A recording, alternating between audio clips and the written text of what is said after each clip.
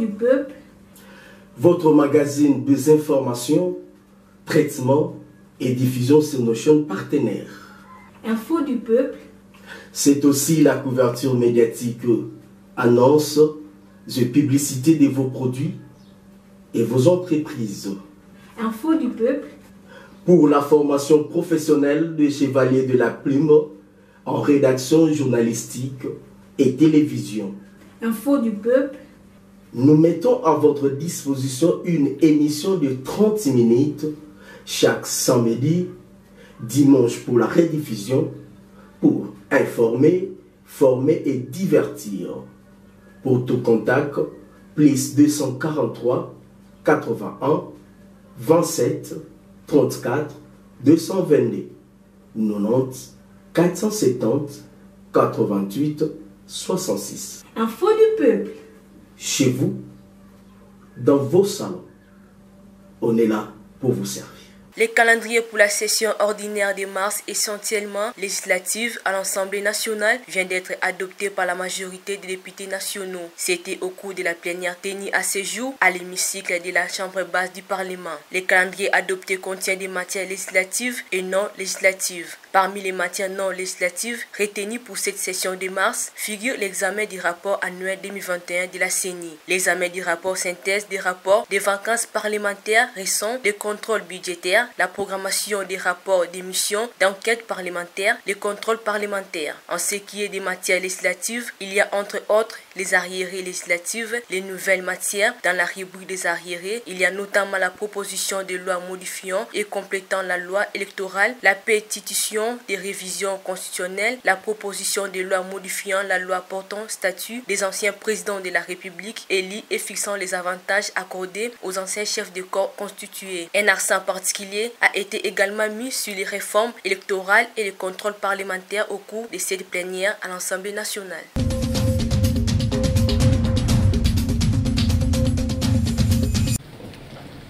Toujours en quête des solutions aux problèmes de santé des plus démunis, Marie-Olive Lembekabila a écouté attentivement les propositions de la délégation de la Société Médicale Concept Compagnie, désireuse de sceller un partenariat avec le centre hospitalier Initiative Plus Olive Lembekabila de Bibois pour implanter à Kinshasa un grand centre de traitement du cancer.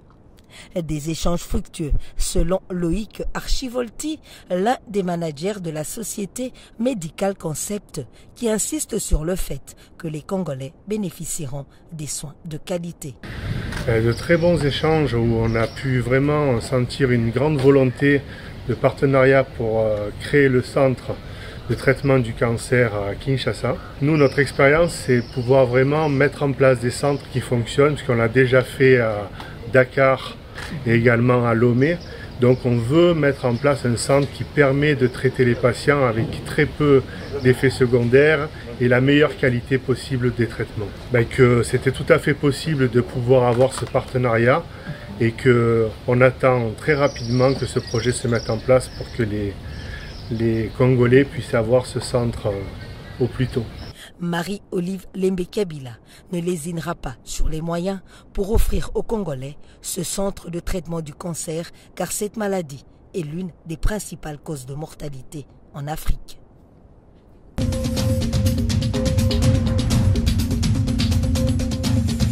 Rien ne va entre les banques gouvernementales et les réseaux des associations des professeurs des universités et instituts supérieurs du Congo, RAPUCO, 24 heures après avoir annoncé le début des travaux des commissions paritaires par les ministres de l'enseignement supérieur et universitaire pour le vendredi 25 mars prochain. Le RAPUCO a décidé de relancer la grève sèche sur toute l'étendue du territoire dans toutes les universités et instituts supérieurs publics à partir de ce jeudi 24 mars 2022. Dans un communiqué de presse publié à ce jour, dont une copie est parvenue à notre rédaction Info du Peuple TV, le RAPUCO décide de relancer la grève sèche et générale pour cause de non-effectivité des promesses d'exécution données par les banques gouvernementales qualifiées de mauvaise foi de la part du gouvernement, indiquait les communiqués. Rappelons que la grève sèche et générale d'Irapuko commence le 5 janvier 2022, réclamant l'amélioration des conditions de vie des professeurs, a été suspendue le 7 mars dernier suite à la signature du communiqué conjoint du 2 mars entre les banques gouvernementales et les syndicats académiques avant d'être relancés. Les grands perdants dans cette affaire sont les étudiants qui se posent tant de questions si l'année académique 2020-2021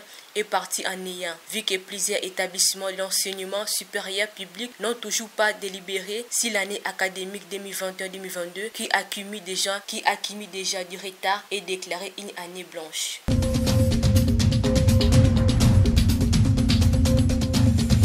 Au regard de la situation due au prétendu détournement au ministère de l'EPST de fonds alloués au tournoi interscolaire, plusieurs sources pointent du doigt l'inspection générale de finances, IGF en sigle, qui serait à la base de cette intoxication dans le but de manipuler l'opinion. Contacté par une rédaction de La Place, le ministre Tony Mwaba s'est dû surpris d'apprendre une telle nouvelle qu'il qualifie d'une manipulation des ennemis de la bonne marche de son ministère et de la pérennisation de la gratuité de l'enseignement selon la volonté des garants du bon fonctionnement des institutions. Félix-Antoine Tshisekedi Tshilombo, président de la République.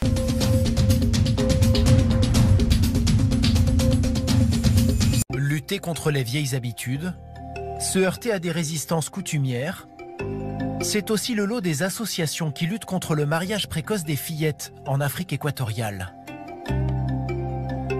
En Kasaï occidental par exemple, dans le sud de la République démocratique du Congo, où de nombreuses filles mineures sont mariées de force. C'est le cas à Tchikula, un village perdu au milieu du pays.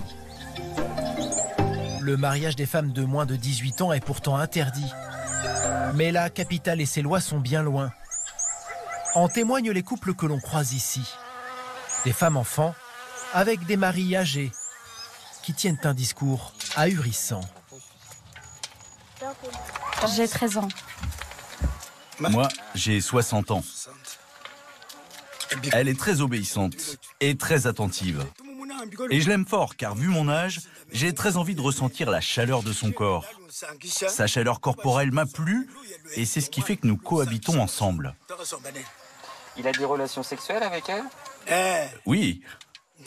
Même si je suis vieux, j'ai encore de la vigueur pour la satisfaire.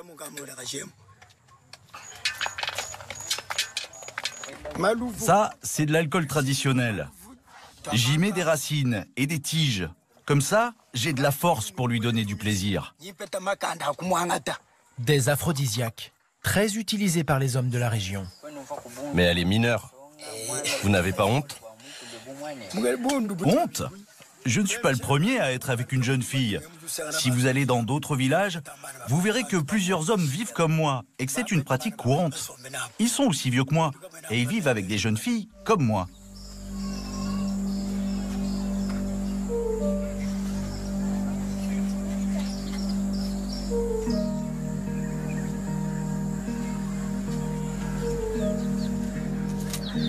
Quelques maisons plus loin, un autre couple. Amina attend un bébé. Elle n'a pourtant que 12 ans. L'homme qui l'a mise enceinte, 68 ans, n'est autre que son propre violeur.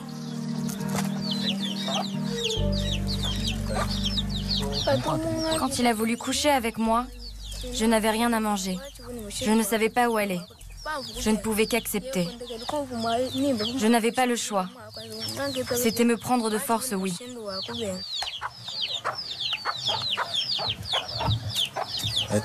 Comment les choses se sont passées? Il t'a violée? Oui, il m'a violée.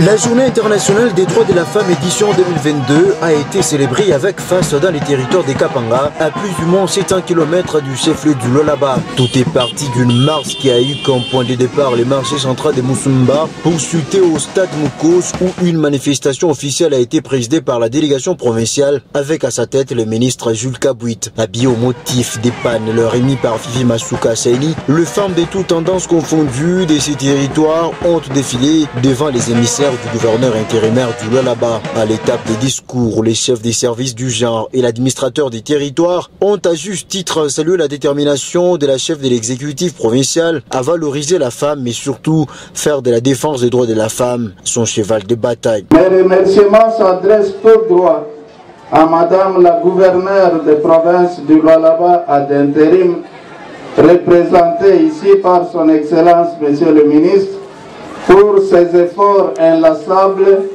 qu'elle ne cesse d'engager pour faire de cette province une entité où il fait beau de vivre. Le ministre provincial de la Santé, Jules Kabouit, a quant à lui réitéré l'engagement de Fifi Masuka Saini de toujours accompagner les femmes de cette partie de la province afin de contribuer à leur émancipation dans la société. La joie nous anime tous et le message que nous vous apportons de la maman vice-gouverneur, le gouverneur à l'intérim, c'est dire à nos mamans qu'elle est avec vous.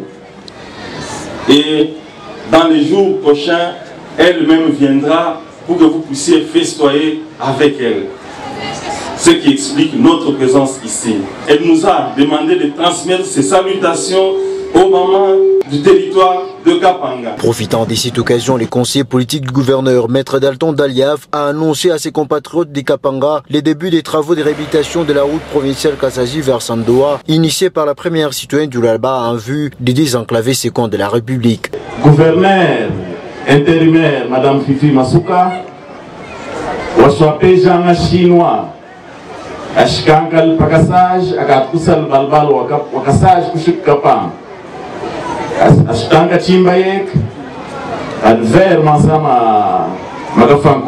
Deux matchs de football entre 4 équipes féminines et la remise des prix ont ponctué cette journée.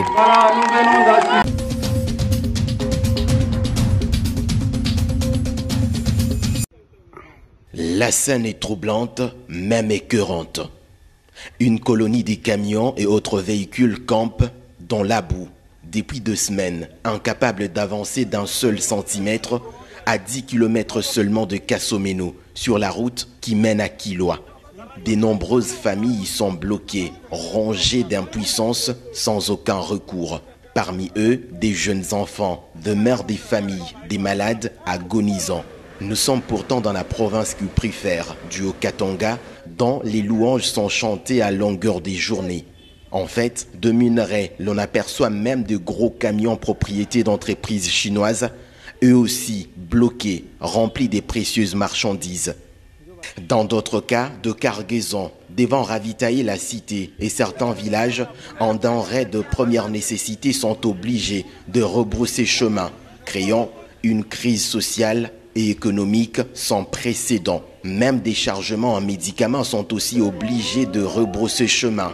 La route est coupée en deux. Certaines sources affirment que c'est une route nationale et que c'est le gouvernement de Kinshasa qui devrait se charger de la réhabiliter. Pourtant, dans un passé récent, lorsque le Katanga était encore entier, sans découpage, c'est le gouvernement provincial qui s'occupait de la garder en l'état. Les choses devraient pourtant devenir plus simples après les démembrements, vu que la superficie dont il faut prendre soin est nettement diminuée.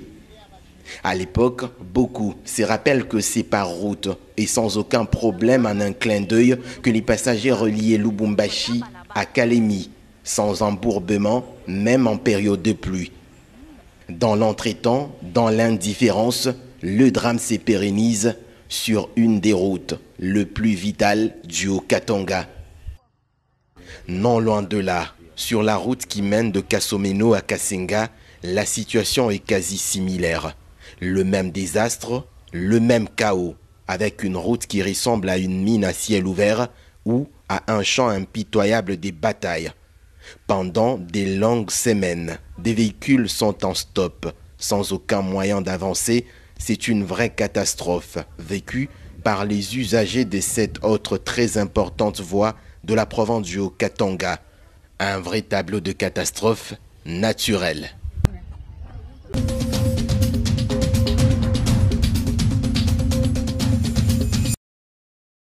Selon un article publié par le Nouvel Observateur, des chalutiers et navires de pêche asiatiques et européens se livrent à la surpêche sur la côte atlantique de la République démocratique du Congo, cela depuis plusieurs années, récemment entre 2020 et 2021.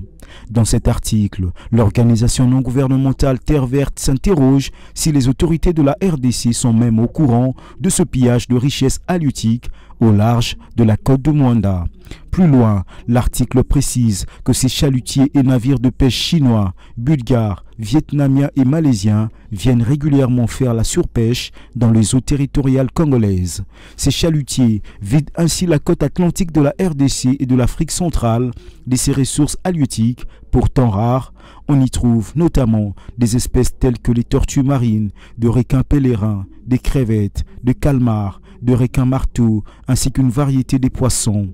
Et l'on s'étonne donc que les autorités congolaises ne se soient prononcées sur cette exploitation abusive des richesses halieutiques de la côte maritime congolaise, alors qu'ailleurs, au Maroc, au Sénégal, en Côte d'Ivoire, au Cameroun, pour ne citer que ce pays-là, la surpêche des chalutiers est vivement décriée et combattue.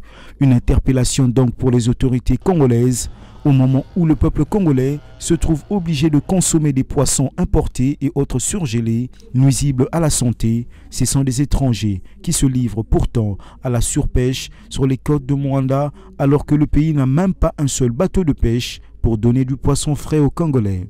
Selon des experts des Nations Unies, si rien n'est fait pour réduire la surpêche et surtout la pêche industrielle pratiquée par des grands chalutiers occidentaux et chinois ainsi que japonais, il n'y aura plus de poissons et autres espèces marines dans les océans et mers du monde d'ici 2045.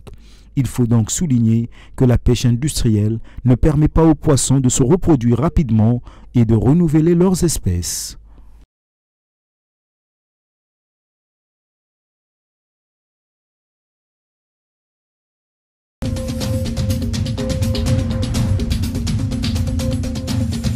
L'équipe nationale à la croisée de chemin quittait l'ordre ancien et est rentrée dans un ordre nouveau, c'est-à-dire aller à la Coupe du Monde.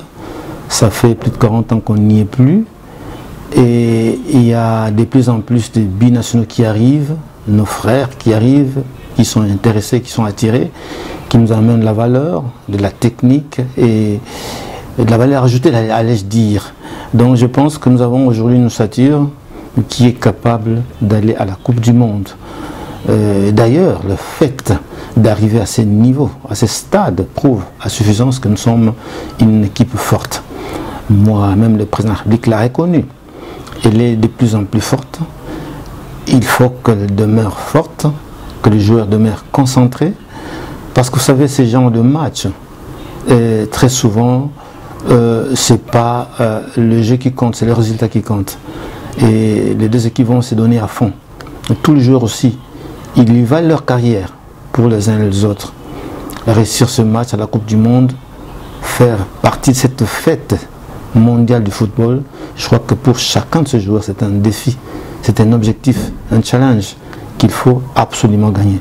Donc je suis convaincu que avec l'ossature actuelle, l'encadrement dont bénéficie cette équipe, l'attention particulière du président de la République, du gouvernement et de l'ensemble des sportifs, je suis sûr que nous pouvons nous qualifier sans coup férir. Donc là, le message que je pourrais porter à l'attention de tout le Congolais, c'est qu'ils aient confiance en leur chaîne, la chaîne publique, la chaîne nationale, l'église au milieu du village. Nous sommes là pour rassembler le Congolais autour de cet événement que tout le monde attend.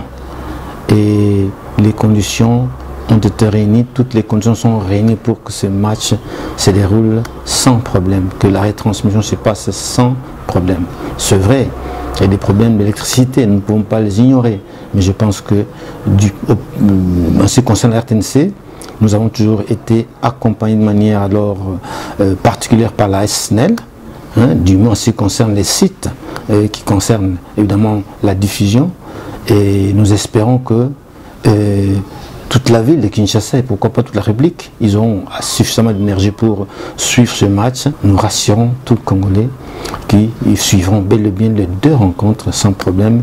Et nos experts en matière de sport qui sont là, que vous êtes bien entendu, feront également leur part. C'est-à-dire commenter le match dans de très bonnes conditions pour accompagner évidemment et les joueurs qui sont sur le terrain et le public qui va le suivre.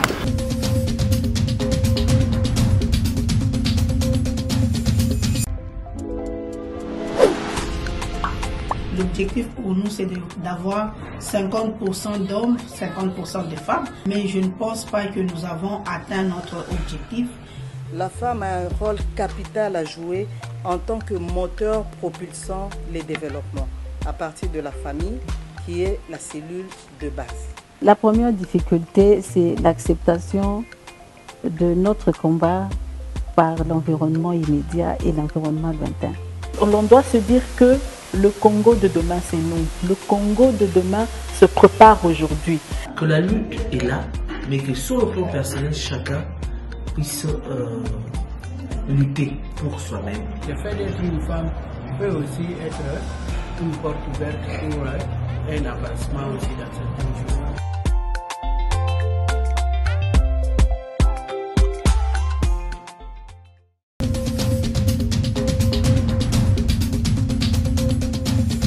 Femme n'est pas restée inaperçue au sein du mouvement sociopolitique Chama cha Wananchi. Cette structure est allée au chevet des femmes du quartier Kacha, objectif de célébrer le mois de la femme avec ces dames qui ont plus besoin d'assistance. Cette organisation a fait un don de vivre et non-vivre à ces filles et ces femmes qui sont visiblement dans les besoins. Sur place, la grande délégation a été accueillie par ces femmes qui, selon elles, n'attendaient que leur arrivée. Aussitôt arrivé, le secrétaire général a fait une brève présentation sur les fonctionnements de sa structure avant d'encourager ces femmes et filles à l'autoprise en charge. Boulangali Reba Sedeke Aline, porte-parole de ces mouvements, a quant à elle promis d'accompagner ces dames à transmettre leurs doléances à la grande hiérarchie. Ils nous ont dit qu'avant, ils faisaient les travaux que fait Fonds social pour le moment. Et ces moments, ils ont dit qu'ils étaient chargés de nettoyer les routes, leurs quartiers et autres choses. Mais aujourd'hui, ces moments ont dit que pour le moment, ils n'ont plus rien à faire parce que Fonds social a pris leur travail. Et dans la salle où nous étions, on a rencontré des mamans qui ne savent pas lire. Et parmi leurs besoins, ils ont dit qu'elles peuvent souhaiter qu'on leur donne un centre de formation. Comme ça, grâce à ces centres-là, différentes mamans peuvent apprendre à lire et à écrire. Les autorités de leur venir en aide. En même temps, nos mouvements sociopolitiques, Chama cha Wananchi, nous allons les accompagner à notre manière et de la manière dont on peut. Je ne peux pas dire qu'on va leur donner un centre de formation pour le moment, mais si c'est possible, parce que notre objectif c'est aussi le développement de nos milliers. Alors si ça sera possible pour le mouvement sociopolitique Chama cha Wananchi, le coordonnateur Patrick Lwaboshi, qui m'écoute aussi à ce net moment, je crois qu'il a compris les besoins de ces gens d'ici à Chikera et à ses manières, de sa façon, il va aider ce moment, j'en suis sûre, parce que c'est un homme de développement. Les bénéficiaires de ces...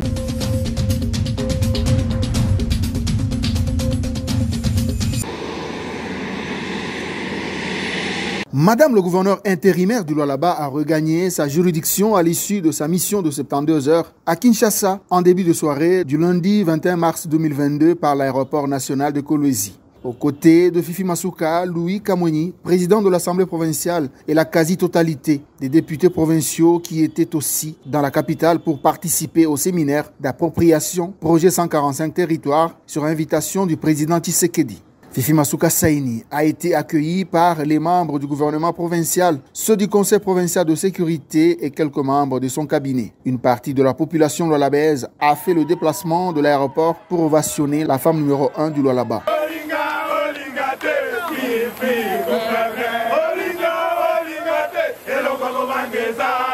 Une façon pour elle d'afficher sa reconnaissance à Marie-Thérèse Masuka qui concrétise valablement la vision de l'autorité suprême du pays pour son bien-être. Lors de son séjour dans la capitale, l'autorité provinciale a été reçue en audience par le président de la République, Félix Tshisekedi, à qui elle a fait part de sa mission effectuée en Zambie le mois dernier pour la concrétisation du projet de construction de la route Kolosi-Solosi. Nous avons fait une mission envoyée par le chef de l'État lui-même.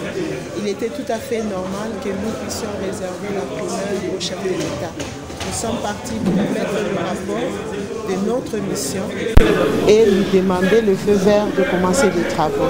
C'est ce que nous sommes partis faire. Il a été d'une oreille très attentive. Il nous a encouragés, non seulement pour la route de Solwezi, il a même insisté que la route de Dilolo soit travaillée en 2 bandes de départ, 2 bandes de retour. Donc il a voulu que les choses changent au niveau de Lualaba. Comme il l'avait dit lors de son passage, il veut changer l'image de Lualaba. Donc nous avons eu des instructions plus que ce que nous attendions et nous allons suivre ces instructions.